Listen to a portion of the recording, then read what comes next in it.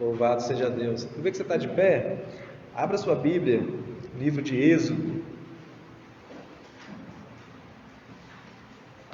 Êxodo capítulo 15, verso 22.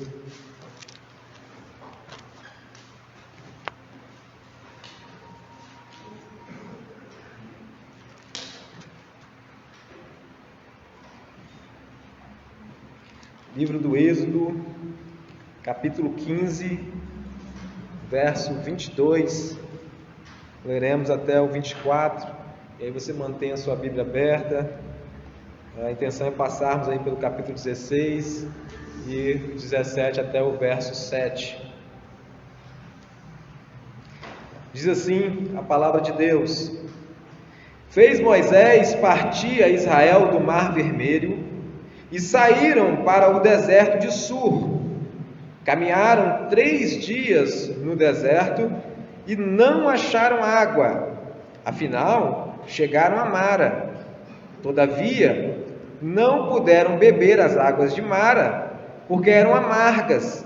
Por isso, chamou-se-lhe Mara. E o povo murmurou contra Moisés, dizendo: Que havemos de beber?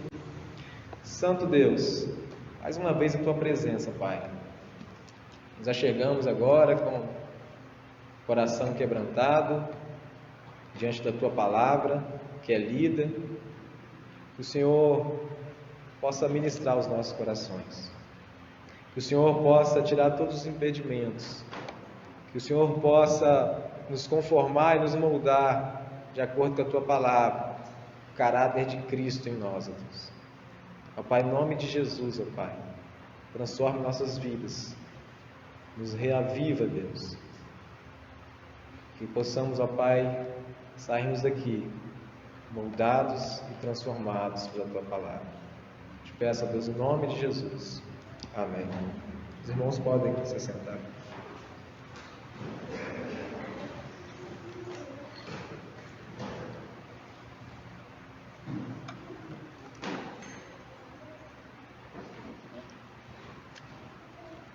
Queridos, dia 5 de novembro de 2015, a tragédia do rompimento das barragens da Samarco, em Fundão, em Mariana, que ceifou 19 pessoas, 19 vidas, gerou 19 mortes, contaminou aí 41 municípios, e o mais afetado foi o Rio Doce, que corta aí Minas Gerais e Espírito Santo.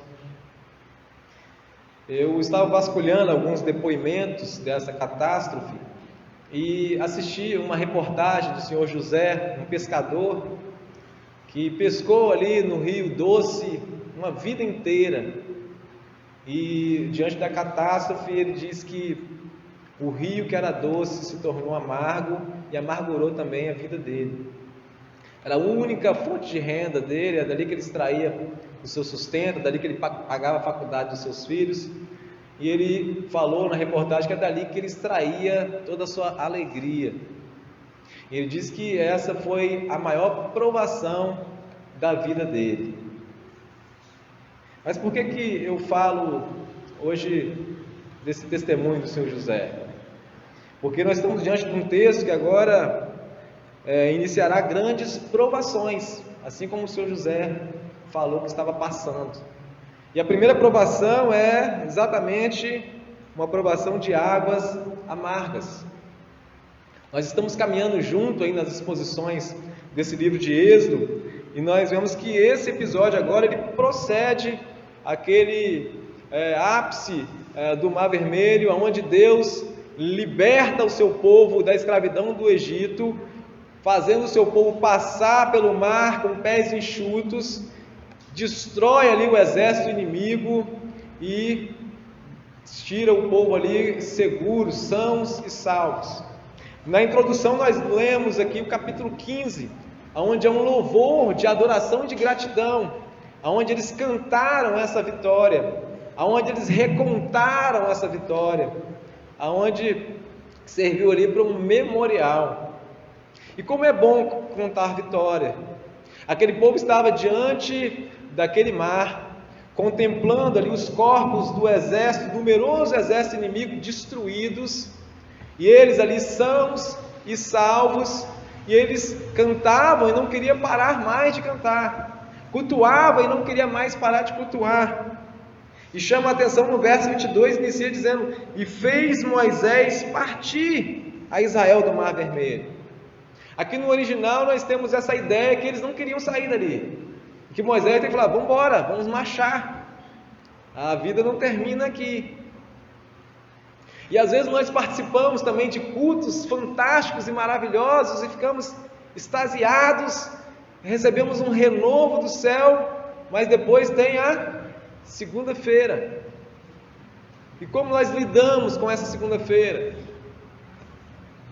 O povo achou que ali estava resumida a história deles, mas a história depois da libertação, até chegar na terra prometida, havia um caminho, um longo caminho. E essa é a nossa história também. Depois da nossa libertação do pecado, o qual nós éramos escravos, agora nós temos ainda um longo caminho até chegar aí na Canaã celestial. E para isso nós vamos passar por grandes provações. Isso se chama processo de santificação. E esse povo agora está diante agora aqui dessa primeira provação, depois da libertação deles lá do Egito, da escravidão do Egito. O verso 22 diz que fez Moisés partir a Israel do Mar Vermelho e saíram para o deserto de Sur. Caminharam 3 dias no deserto e não acharam água. Afinal, chegaram a Mara. Todavia, não puderam beber a água de Mara, porque eram amargas. Por isso, chamou-se-lhe Mara. Essas águas possivelmente eram águas salobras, não dava para beber. E aquele povo, então, eles estão agora diante da primeira provação deles. E a pergunta é: mas por que nós somos provados? Qual é o motivo, qual é o propósito aí das provações? Por que nós somos colocados diante dessas provações? Tiago lhe diz na sua carta: meus irmãos, tende por motivo de toda alegria o passardes por várias provações, sabendo que a provação da vossa fé, uma vez confirmada, produz perseverança. Ora, a perseverança deve ter ação completa, para que sejais perfeitos e íntegros, em nada deficientes.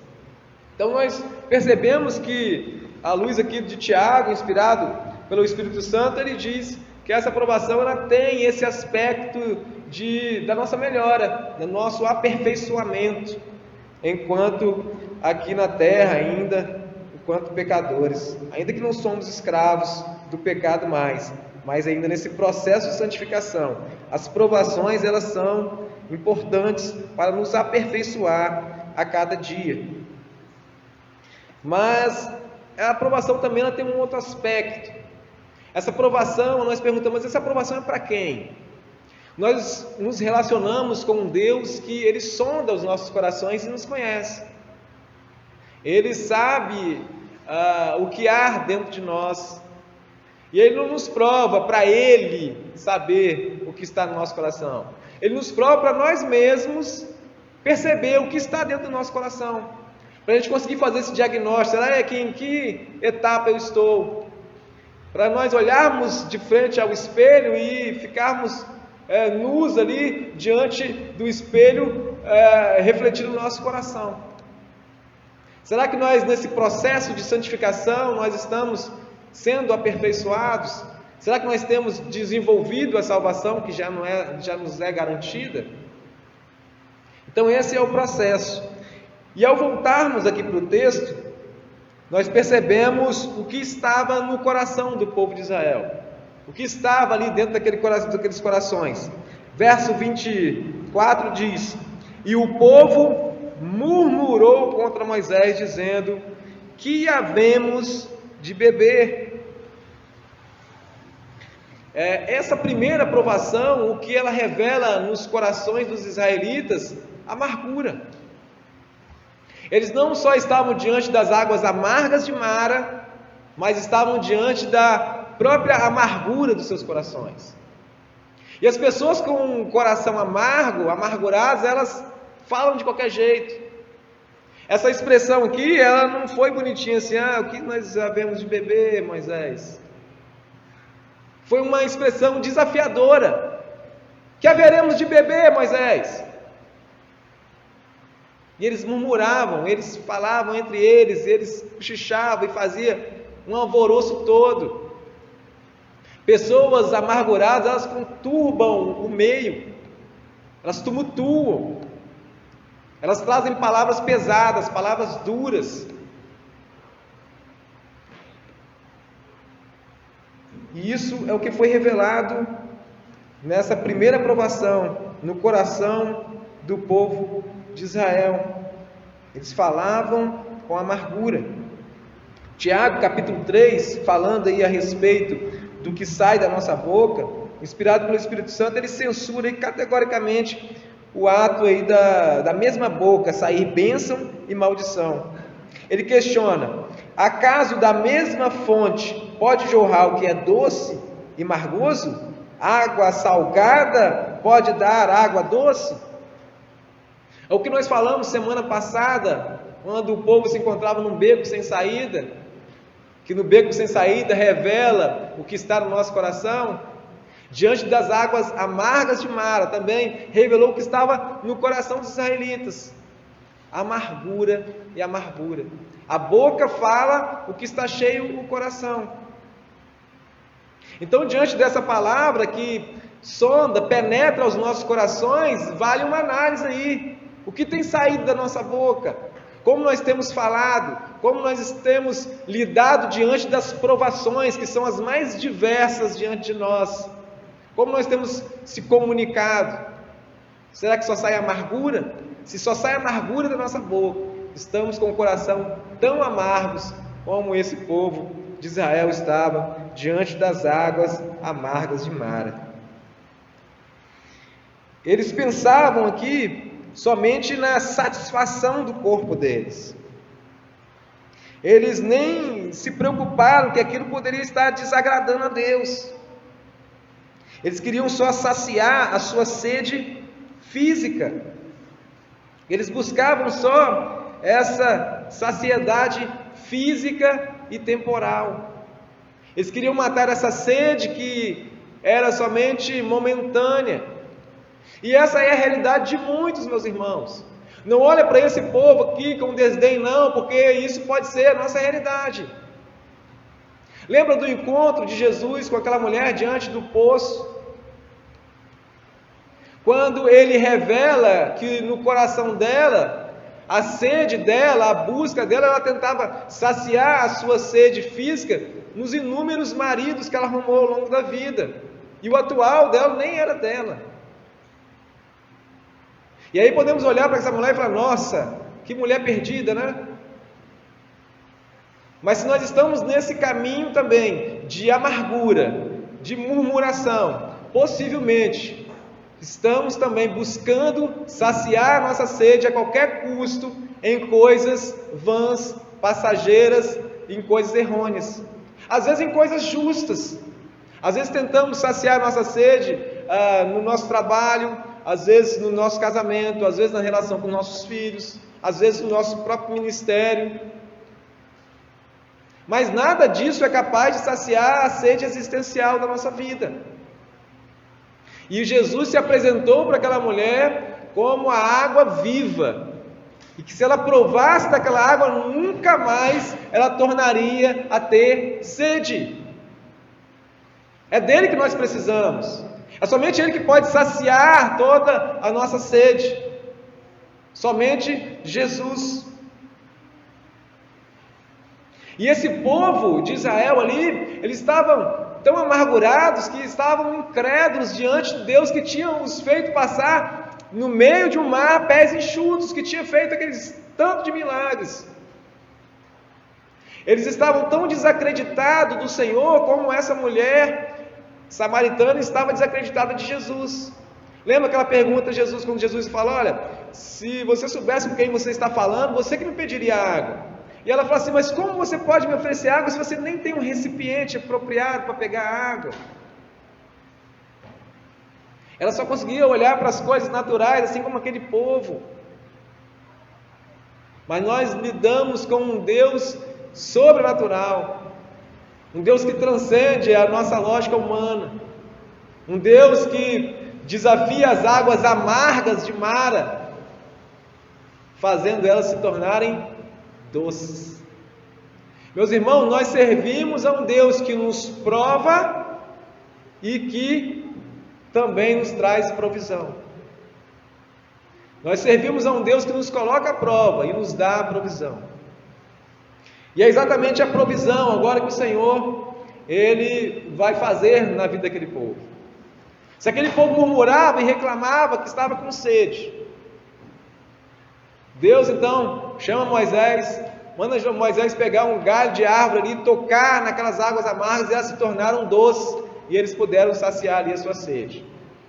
Mas algo interessante que os estudiosos dizem, que nós podemos ficar até 3 dias sem tomar água, sem ter nossa vida ameaçada. E nós começamos a ler que esse era o 3º dia que eles estavam sem água. E depois que Deus ele provê ali aquela transformação de águas amargas em águas doces novamente, no mesmo dia você vê que nós vemos no verso 27 dizendo: então chegaram a Elim, onde havia 12 fontes de água e 70 palmeiras, e se acamparam junto das águas. Não era um erro de percurso. Esse Deus o tempo todo está planejando e projetando a rota daquele povo no deserto. É o mesmo Deus que planeja e projeta os nossos caminhos. E se nos nossos caminhos está ali projetado águas amargas de Mara, mais na frente também tem Elim, oásis, fontes de água, sombra para repousar. Deus não deixaria eles passar 3 dias sem água. Deus provê toda a nossa necessidade. Lembra Jesus falando da ansiedade, não ficar ansiosos, porque Deus sabe da nossa necessidade.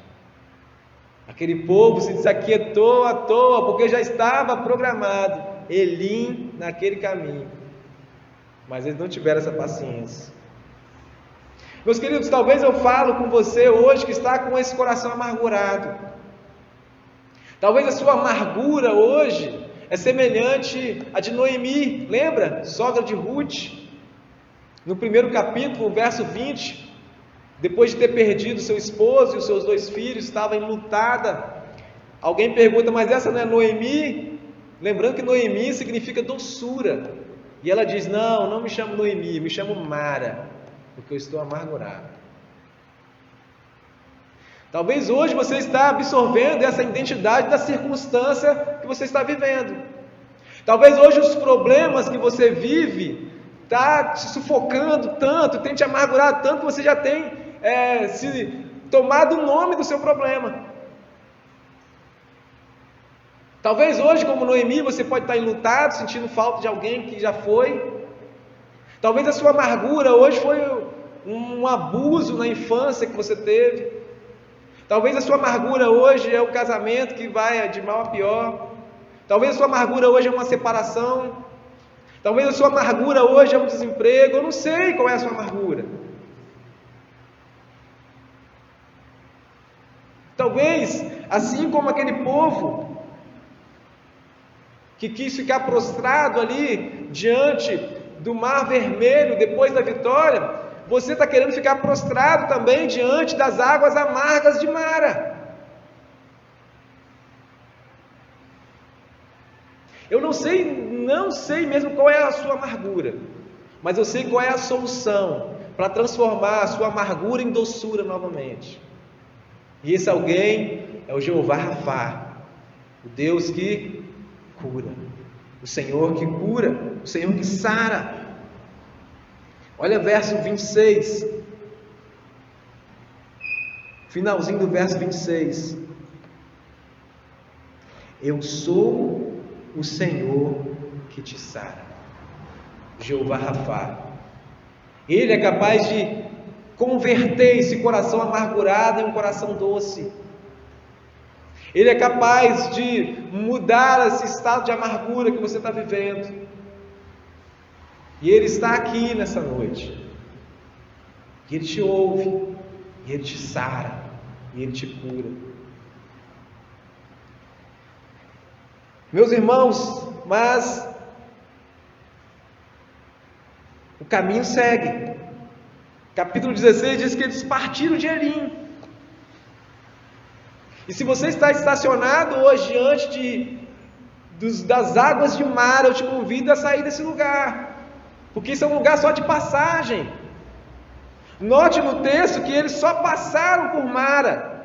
Esse estado de provação foi só uma passagem.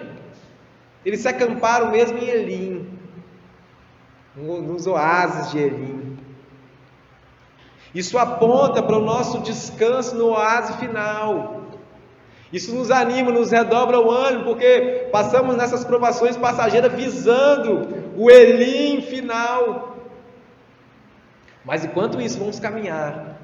Enquanto isso, somos convidados e desafiados a deixar as águas de Mara para trás e seguir marchando rumo à terra prometida. Capítulo 16 agora, nós vemos aí a segunda provação.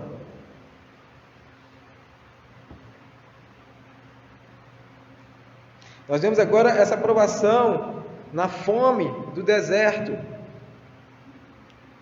Partiram de Elim e toda a congregação dos filhos de Israel veio para o deserto de Sim, que estava entre Elim e Sinai. Aos 15 dias do segundo mês, depois que saíram da terra do Egito, toda a congregação dos filhos de Israel murmurou contra Moisés e Arão no deserto.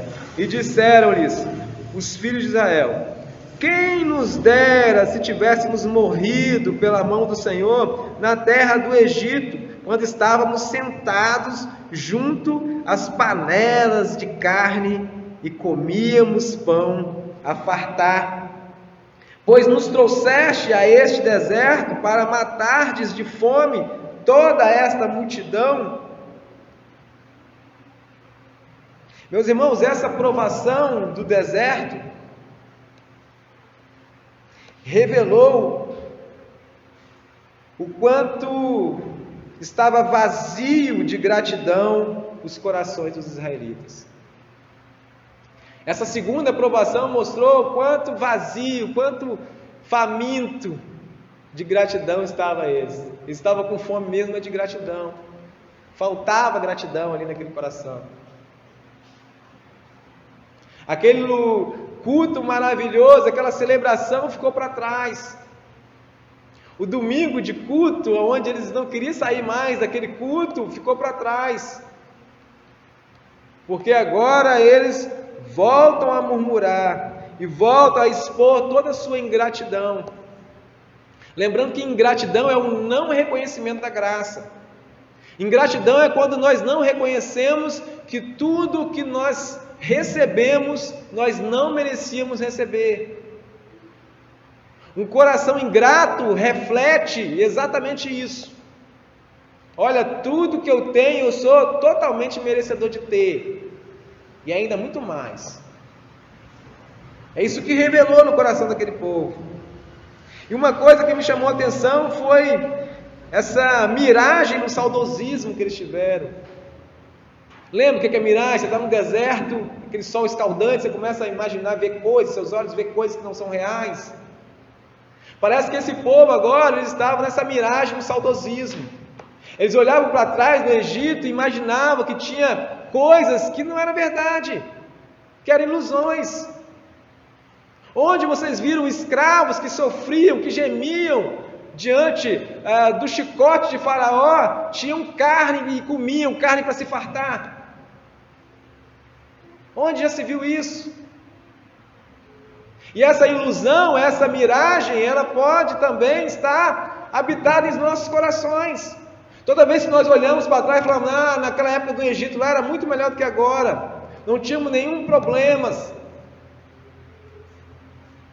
Asaf, o salmista Asaf, no Salmo 73, parece que em um momento da vida dele também ele sofreu dessa miragem aí, olhando para o vizinho do lado, olhando para o vizinho ímpio, olhando para aquele que faz oposição a Deus. Salmo 73 começa ele dizendo: com efeito, Deus é bom para com Israel, para com os de coração limpo. Aí ele fala: quanto a mim, porém, quase me resvalaram os pés, ou seja, quase desviei. Pouco faltou para que se desviassem os meus passos, pois eu invejava os arrogantes. Agora, olha a ilusão, olha a miragem que ele criou olhando para a vida dos ímpios. Ao ver a prosperidade dos perversos, para eles não há preocupações. Existe alguém que não tem preocupação? Imagina os perversos, né? Para eles não há preocupações. O seu corpo é sadio e nédio. Eles são fortes e nunca ficam doentes. Não partilham das canseiras dos mortais, nem são afligidos como os outros homens. Quem é que não se cansa? Asaf olhou para a vida dos ímpios, até isso ele imaginou. Essa miragem agora na comparação, ele viu que eles nem se cansavam, eles nem eram imortais, eram deuses. E parece que é exatamente assim que ainda o povo continua olhando o faraó, imaginando que ele era esse Deus. Imaginando que lá no Egito era o céu, e que lá eles tinham farturas assim de carnes a comer e a se fartar. Meus irmãos, essa provação no deserto, primeira coisa que revelou o coração desse povo, foi exatamente essa miragem no saudosismo.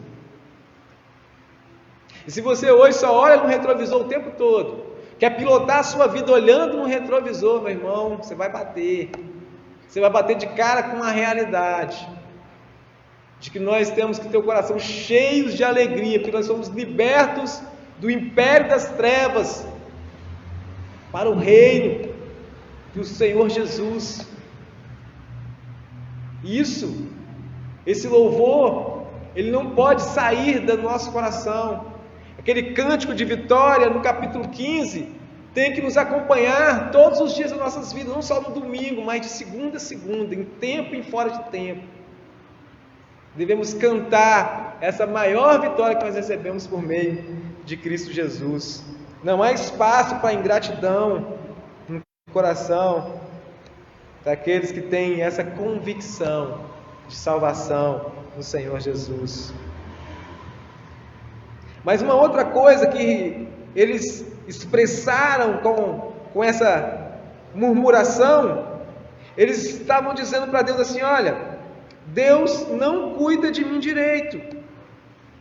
A parte B do verso 3, ele diz exatamente: se disseram os filhos de Israel, quem nos dera tivéssemos morrido pela mão do Senhor na terra do Egito, quando estávamos sentados junto às panelas de carnes e comíamos o pão a fartar. Agora, pois nos trouxestes a este deserto para matardes de fome toda essa multidão. Esse questionamento deles está dizendo assim: olha, Deus não cuida de mim direito, Deus não sabe o que está fazendo. Primeiro eles questionavam a rota lá, agora eles estão questionando aqui: nos trouxe aqui para matar, para nos matar. Todas as vezes que nós murmuramos acerca dessas coisas, meus irmãos, nós estamos mandando esse recado para o Senhor: eu não confio no governo do Senhor sobre a minha vida. Eu escancaro toda a rebeldia quando eu faço isso, quando eu murmuro dessa forma diante das provações. Mas note que faltava verdade aqui nessa reclamação. Note que parece que essa reclamação é daquele tipo assim: eles estão reclamando porque eles não estão satisfeitos com o que eles têm. Eles estão reclamando porque eles queriam estar em outro patamar. Se a gente for para o capítulo 17 e E verso 3, nós vamos perceber que eles tinham uma preocupação de dar água para quem? Para o rebanho deles. Lembra que eles saíram lá do Egito, não foi com uma mão na frente ou outra atrás, saíram com joias, saíram com rebanhos, eles podiam fazer até churrasco, mas não, eles optaram por reclamar. Deus tinha provido para eles ali, que não faltaria, eles não iriam morrer de fome, mas parece que eles queriam ter algo que eles achavam que era essencial para a vida deles, e fizeram isso murmurando e reclamando. E nós revelamos toda a nossa ingratidão também, quando nós passamos uma vida sempre insatisfeitos com o que nós temos, sempre reclamões, sempre achando que para mim ser feliz, para mim viver bem, eu tinha que ter tal coisa, e quando eu alcanço essa tal coisa, falta aquela tal coisa, falta aquela tal coisa. E o essencial para a sua vida você já tem para viver. A providência do Senhor está sobre a sua vida o tempo todo. E você não enxerga a providência, só enxerga as panelas de carne lá do Egito. E murmuram, e torturam, e às vezes sufoca o seu cônjuge, achando: olha, você tem que prover isso, porque eu preciso disso, porque todo mundo tem isso. Ingratidão. Lembra aquela palavra que nós gostamos de usar após um triunfo? A gente fala assim: amém, triunfei porque todas as coisas eu posso naquele que me fortalece. Se nós olharmos o contexto dessa palavra de Paulo em Filipenses, antes ele estava dizendo as escassez que ele passou. Ele estava dizendo: olha, eu soube viver na fartura e também na escassez. Então tudo eu posso, tanto a fartura como a escassez, tudo eu posso naquele que me fortalece. E nós não conseguimos olhar com satisfação toda a provisão graciosa que Deus tem derramado sobre nossas vidas. Meus irmãos, nós passamos por um momento de crise financeira grandioso, mas eu tenho certeza que o essencial para você viver não tem faltado.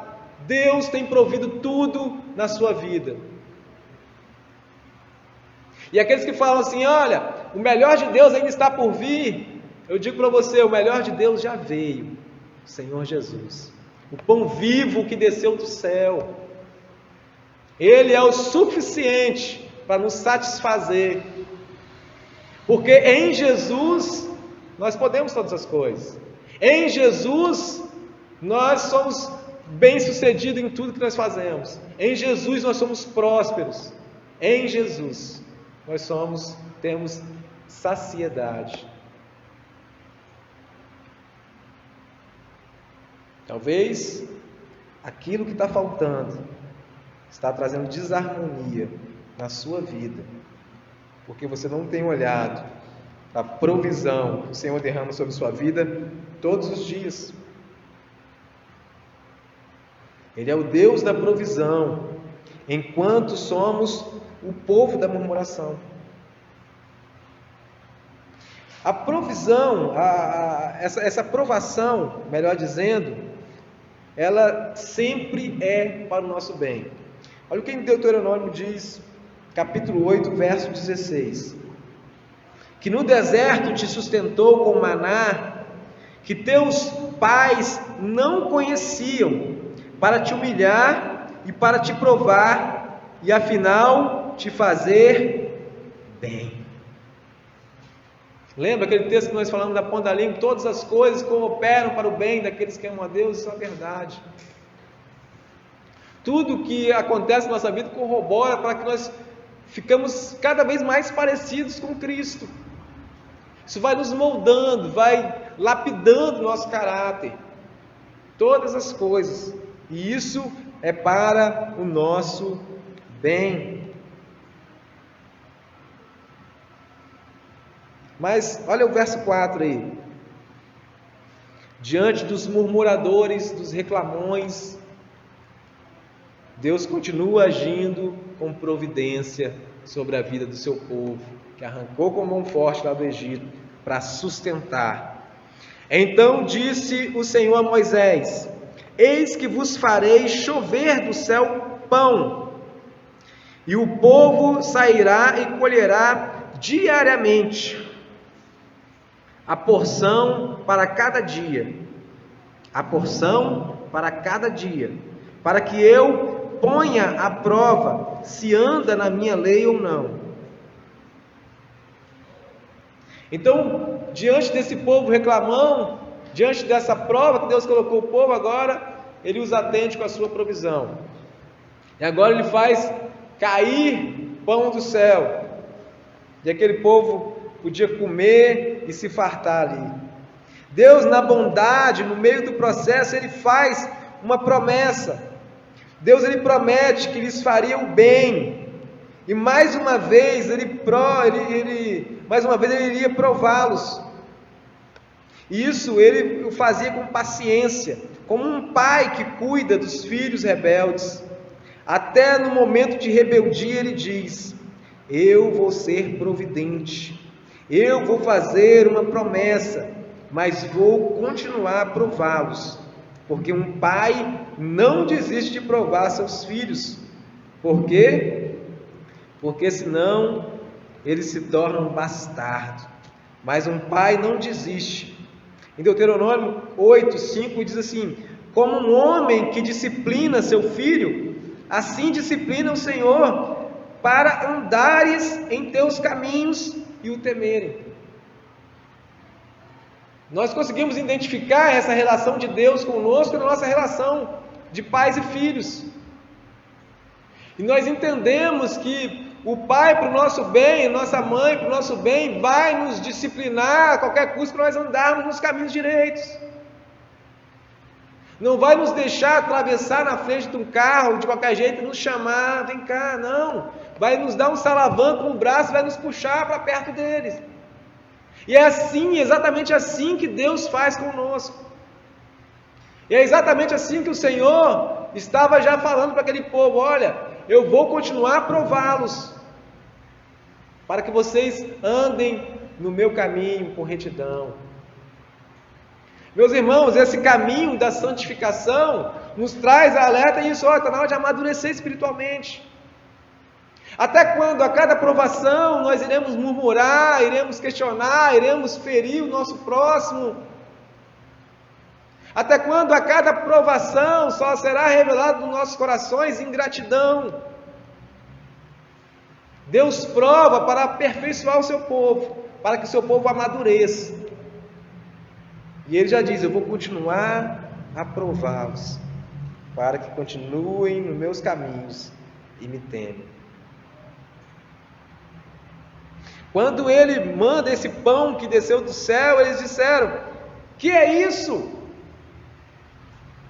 E foi exatamente o nome que se deu. Maná significa que é isso.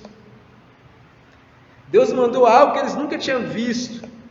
Enquanto eles estavam naquele saudosismo ilusório, Deus manda algo que os olhos deles nunca tinham contemplado. É isso que Deus faz conosco. Ele nos revela coisas que nossos olhos nunca viram, que nossos ouvidos nunca ouviram. Esse é o nosso Deus. Mas no verso 19 e 21, nós vemos ele sendo provado nesse pão de cada dia. Olha o verso 19: disse-lhe Moisés: ninguém deixa dele, ou seja, do maná, para a manhã seguinte. Eles, porém, não deram ouvidos a Moisés, e alguns deixaram o maná para a manhã seguinte, porém deu bicho e cheirava mal. E Moisés se indignou contra eles. Colhiam-no, pois, manhã após manhã, cada um quanto podia comer, porque em vindo o calor se derretia. Essa provação aqui é chamando eles para confiar naquele pão nosso de cada dia. Lembra da oração de Jesus? E como nós temos dificuldade com isso, né? Como isso é alvo das nossas maiores crises de ansiedades. Como nós perdemos o sono, querendo saber qual será o maná de amanhã. Aqui não está nos desencorajando a fazer previdências, a fazer aplicações, a fazer reservas, não. Mas aqui está nos encorajando a não colocar os nossos corações nas reservas que nós fizemos, não colocar os nossos corações na conta bancária que nós temos, dos nossos investimentos, mas colocar o nosso coração nessa provisão de cada dia que o Senhor provê sobre nós. Porque isso não é uma segurança eterna. Lembra, muitos que tinham aplicações na poupança, no plano Collor, lembra o que aconteceu? Perderam tudo do dia para a noite. Então, nossa segurança, ela tem que estar firmada num Deus que fez uma aliança conosco, nos prometendo essa provisão, o pão nosso de cada dia.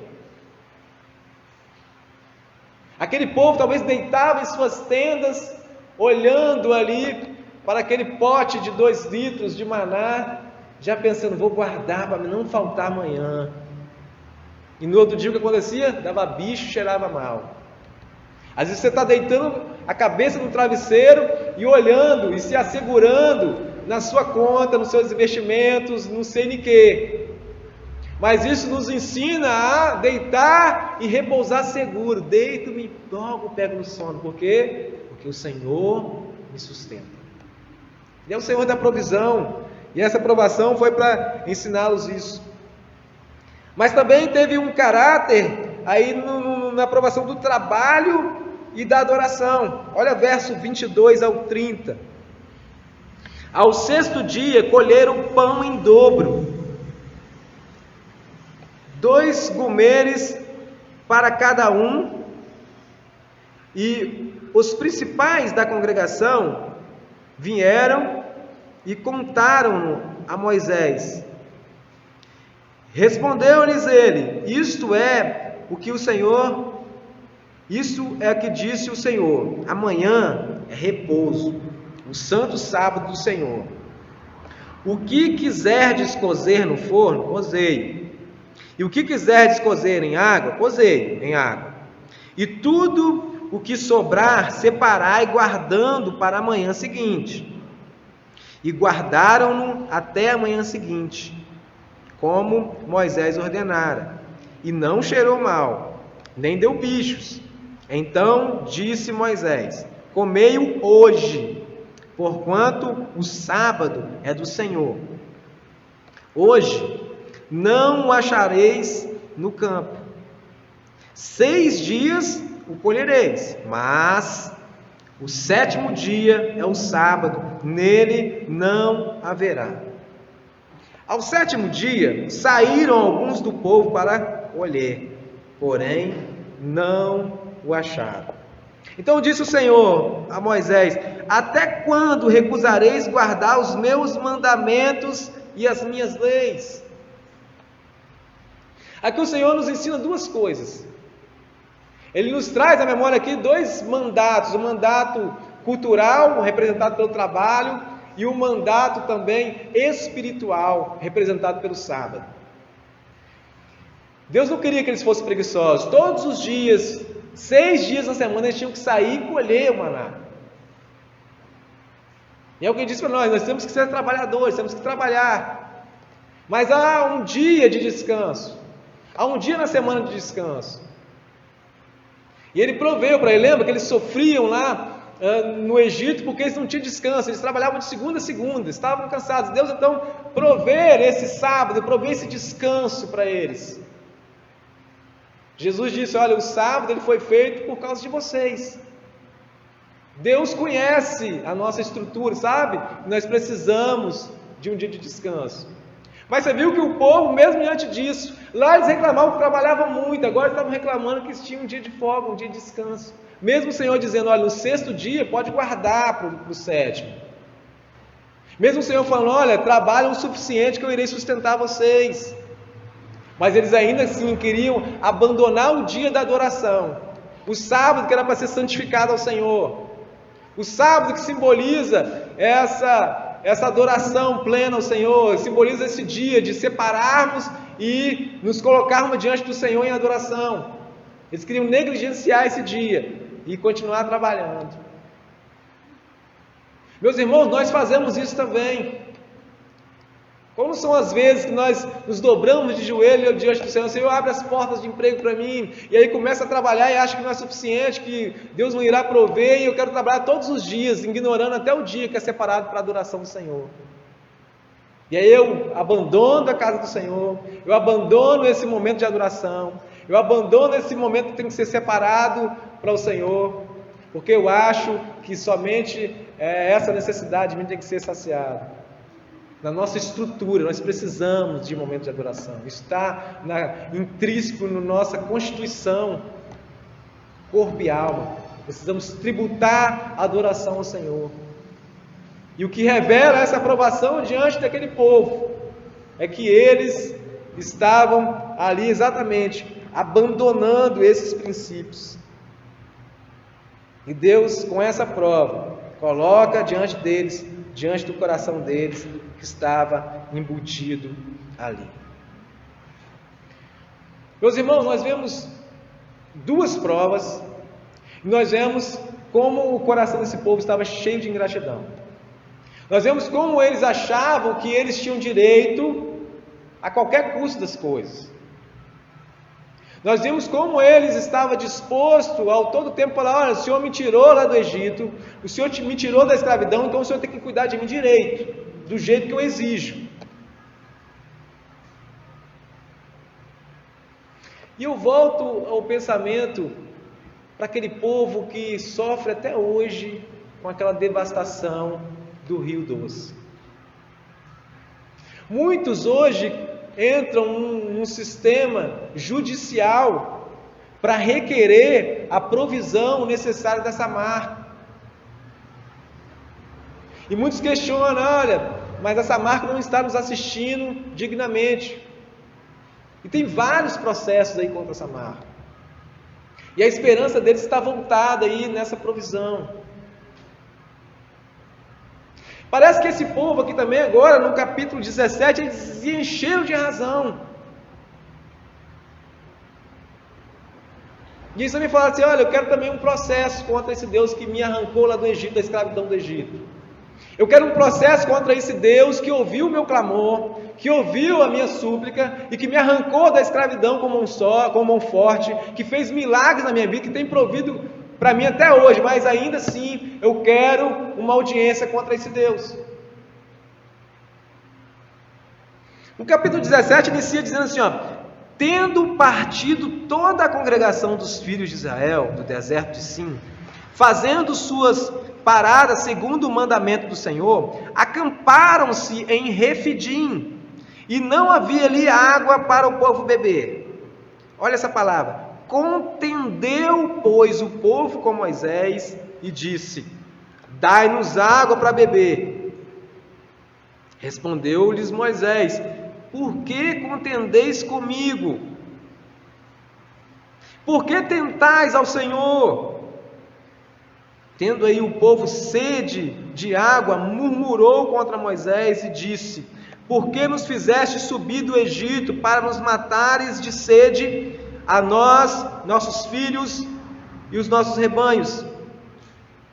Então clamou Moisés ao Senhor: que farei a este povo? Só lhe resta apedrejar-me.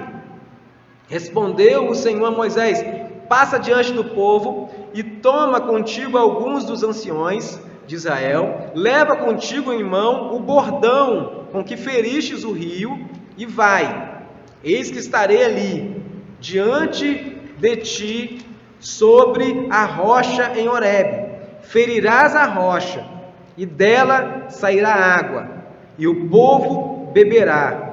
Moisés assim fez na presença dos anciões de Israel e chamou o nome daquele lugar Massá e Meribá, por causa da contenda dos filhos de Israel e porque tentaram ao Senhor dizendo: está o Senhor no meio de nós ou não?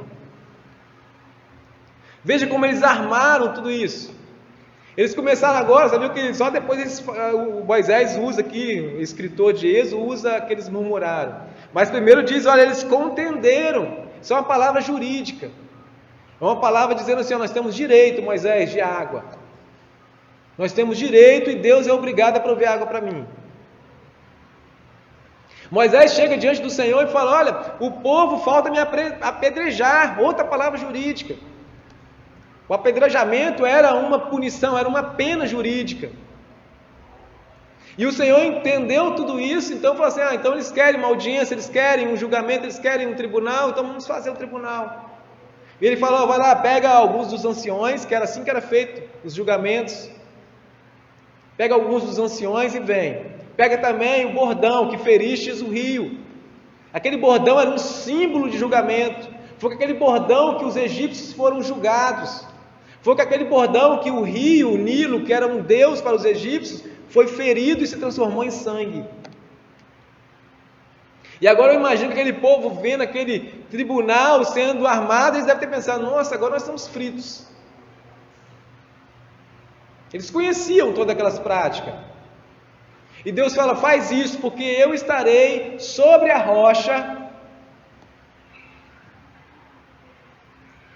De um lado, o Deus, o Eu Sou, o Todo-Poderoso; do outro lado, aquele povo murmurador.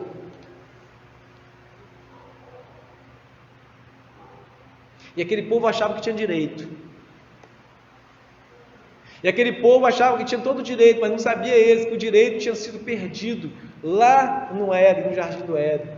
Quando Deus falou assim: dessa árvore não comereis, porque do dia que a comer, com certeza, certamente morrerás. No Novo Testamento nós vemos que o salário do pecado é a morte. E aquele povo achava que eles não eram dignos de morte, porque a cada dificuldade, a cada escassez, eles já contendavam contra o Senhor, eles já chamavam, já murmuravam, já reclamavam, porque eles achavam: nós não somos dignos de morrer. Nós temos que ser tratados como reis. Então nós temos direito, porque se não dá água a gente vai morrer aqui. Então o Senhor fala: então tá, vamos para o julgamento então. E Moisés então pega aquela vara da justiça, a vara que julgou aquela nação egípcia. E Deus fala assim: fere a rocha, Moisés. Moisés então fere a rocha, e a rocha então começa a jorrar água. Mas, meus irmãos, o que tem de mais naquela rocha? O que simbolizava aquela rocha? Em Gênesis 49 diz que a rocha de Israel é o Senhor. Deuteronômio 32 diz que a rocha cujas obras são perfeitas é o Senhor. Em Salmo 118 diz que a rocha, que é uma fortaleza e refúgio, é o Senhor. Deuteronômio 32 diz que Ele é o rochedo da nossa salvação. E em 1 Coríntios 10 diz que essa rocha lá que foi ferida no deserto, era o Senhor Jesus. Nós vemos o Evangelho aqui. Nessa passagem do Êxodo, nós vimos o Evangelho aqui na nossa frente. Nós vemos um tribunal aqui sendo feito, onde os culpados eles são absorvidos, porque outro é julgado no lugar deles. Porque o Santo dos Santos está sobre a rocha e é santo. E aquele povo ali contaminado, já condenado à morte, aquele povo murmurador, aquele povo que só esboçava no coração amarguras, ingratidão e tudo mais, agora estava sendo ali absorvidos. Por quê? Porque Deus enviou aquela rocha para ser ferida no lugar deles. A rocha foi condenada no lugar daquele povo reclamão. A rocha eterna foi condenada no nosso lugar, povos murmuradores e reclamões.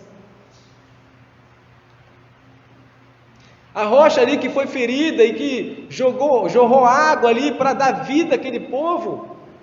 Lá na cruz, Jesus Cristo foi ferido, morto e ressurgiu para jorrar sobre nós o Espírito Santo, que nos garante todas as promessas da aliança feita a nós, povos reclamões. Meus irmãos, diante daquele poço, conversando com a mulher samaritana, Jesus disse: olha, eu sou a água viva, eu posso saciar a sede de vocês eternamente.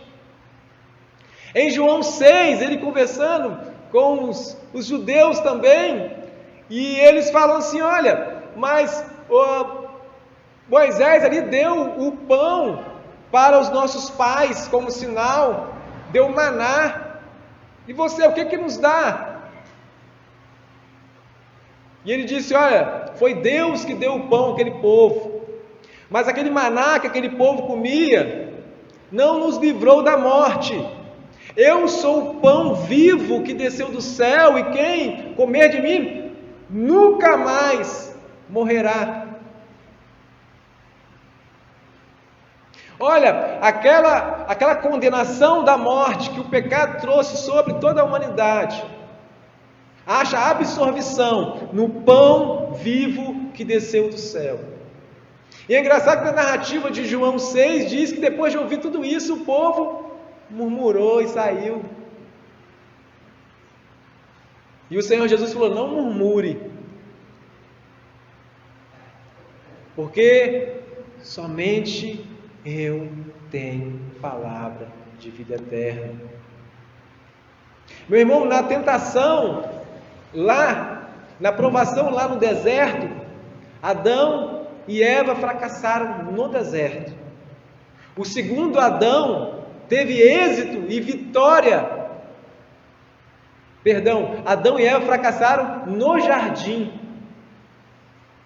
O segundo Adão teve êxito de vitória na aprovação no deserto.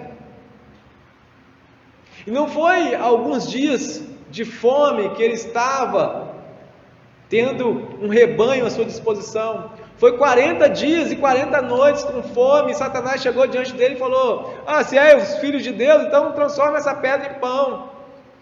E o que ele diz? Mateus 4, verso 4: nem só de pão viverá o homem, mas de toda a palavra que procede da boca de Deus.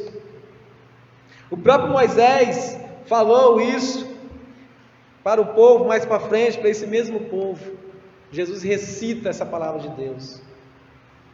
Meus irmãos, o que traz saciedade para nós é o Senhor Jesus. E nós adquirimos isso por meio da tua palavra. Nós adquirimos isso por meio desse contato com Ele, de oração, de leitura de palavra, de vida devotada a Ele. É nele que nós podemos descansar ao sétimo dia, porque é nele que nós iremos ter o descanso eterno. É Ele que sara os nossos corações amargurados, é Ele que nos sustenta o pão de cada dia, é Ele que nos dá vida eterna. É Ele que foi ferido por nós, é Ele que nos chama a continuar marchando e andando nesse caminho de santificação, de provação, certos que seremos aprovados naquele dia final, não por causa da força das nossas pernas marchando, mas por causa das suas pisaduras, porque Ele tomou sobre Ele todas as nossas dores, todas as nossas enfermidades foram jogadas sobre Ele, todo o pecado nosso. E assim como Moisés tocou naquela rocha, feriu aquela rocha, ele foi ferido por nós. E assim como aquela rocha foi ferida para dar água para aquele povo, para saciar aquela sede, ele foi ferido para saciar a nossa alma. Então, nós podemos olhar a vida e saber: eu estou plenamente satisfeito se eu tenho Cristo em mim. Se eu tenho Cristo em mim, nada eu terei falta. Se Deus é por nós, quem será contra nós? Nós podemos recitar esses salmos com essa convicção, olhando para essa perspectiva em Cristo. O Senhor é o meu pastor e nada me faltará, ou seja, de nada terei falta, porque Ele me completa, porque Ele me sacia, porque é nele que eu vivo, e é nele que eu existo, é nele que eu me movo. Te convido a se pôr de pé neste momento, e é uma oportunidade para você abrir o seu coração diante do Senhor. Ele sabe e Ele conhece os nossos corações, mas é a oportunidade de você expor para Ele agora. Ele nos chama para esse relacionamento, Ele quer nos ouvir. Você pode colocar diante dEle o que tem amargurado o seu coração. Você pode colocar diante dEle aquilo que você acha que está fazendo tanta falta para a sua vida assim. Você pode colocar diante dEle, sem murmurar, mas falar diretamente com Ele. Qual é a sua dor? O Jeová Rafá está aqui nessa noite para curar, para sarar os nossos corações, para converter corações amargurados em corações adocicados. Quem sabe hoje é o dia de Mara voltar a ser Noemi. Santo Deus, graças rendemos a Ti, Pai. Louvado e engrandecido seja o Teu nome. Louvado seja o Teu nome, ó Pai, porque nós somos colocados diante das provações, mas o Senhor derrama providências sem medida sobre nossas vidas. Muito obrigado, Pai, porque a maior providência que nós precisávamos, necessitávamos, o Senhor providenciou, que enviou o Teu Filho chamado Jesus Cristo, para ser ferido em nosso lugar, e para nos dar vida eterna. Essa era a maior necessidade nossa, Pai. E, ó Deus, se ainda, ó Pai, há aqueles resquícios, ó Deus, aquelas coisas que amarguram os nossos corações, se há ainda, ó Deus, as águas amargas de Mara na nossa vida, nós estamos ainda bebendo dessas águas amargas, sonda agora cada coração. O Senhor conhece, ó Deus, o que tem amargurado cada coração aqui. E cada pessoa agora, Deus, com fé, tem colocado diante do Senhor em oração, crendo que o Senhor é o Jeová Rafá, que converte águas amargas em águas doces, que converte a amargura em doçura. Ó Deus, estamos desnudados diante do Senhor agora, e nos rendemos ao Senhor para o Senhor transformar e continuar transformando as nossas vidas, transformando os nossos corações, nos conduzindo num caminho firme da santificação para a glória do Teu nome, Pai.